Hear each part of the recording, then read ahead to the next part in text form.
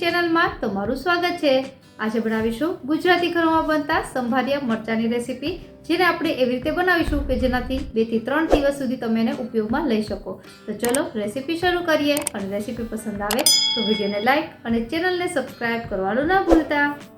તો સંભારિયા મરચાં બનાવવા માટે મેં 6 થી 7 મોળા મરચાં લીધા છે। તમે તીખા પણ લઈ શકો। હવે આ મરચાંને આપણે વચ્ચેથી આવી રીતે સુધારી લેશું અને મરચાંના 2 જ ભાગ કરવાના છે, વધારે ઝીણા ન સુધારવા।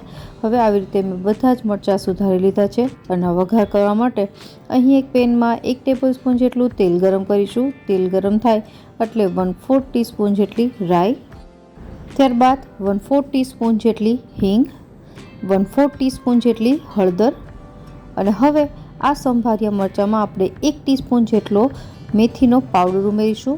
આ છે એ આ મરચાંને ખૂબ જ ટેસ્ટી બનાવે છે। અને હવે 1 ટીસ્પૂન જેટલી વરિયાળી, તમે વરિયાળીનો પાવડર ઉમેરી શકો પણ આખી વરિયાળી જ આમાં ઉમેરવી। હવે આપણો વઘાર છે તૈયાર થઈ ગયો છે। હવે આપણે જે મરચાં સુધાર્યા હતા એ આમાં એડ કરી દઈશું અને ત્યારબાદ એકદમ સિમ્પલ મસાલા કરીશું, જેમ કે 1 ટીસ્પૂન જેટલો ધાણા જીરું પાવડર અને 1 ટીસ્પૂન જેટલું મીઠું। તમે મીઠાનું પ્રમાણ તમારી રીતે વધતા ઓછું કરી શકો। અને સૌથી છેલ્લે આમાં અડધા લીંબુનો રસ ઉમેરી દેવાનો છે। તમે લીંબુની જગ્યાએ આમચૂર પાવડરનો ઉપયોગ પણ કરી શકો। હવે આવી રીતે મરચાંને મિક્સ કરી લેવાના છે અને જે તેલ આપણે વધારે પ્રમાણમાં લીધું છે એનું કારણ એ છે કે આપણે અહીં 1 ટેબલસ્પૂન જેટલો ચણાનો લોટ લેશું, જેને આપણે મરચાં સાથે જ શેકી લેશું। તો આ ચણાનો લોટ તમે શેક્યા વગર પણ એડ કરી શકો। એટલે હવે મરચાં જ્યારે પાકશે એની સાથે ચણાનો લોટ પણ છે શેકાઈ જશે। તો આવી રીતે લગભગ 1 થી 2 જ મિનિટ આપણે મરચાંને હવે ગેસ પર રાખીશું। વધારે વાર આ મરચાંને ગેસ પર ન રાખવા, નહીંતર એ ઓવરકુક થઈ જશે અને આપણા જે સંભારિયા મરચાં છે એ એકદમ સોફ્ટ બની જશે। અહીં આપણે સંભારિયા મરચાં છે થોડા કડક રહે એ રીતે બનાવવાના છે।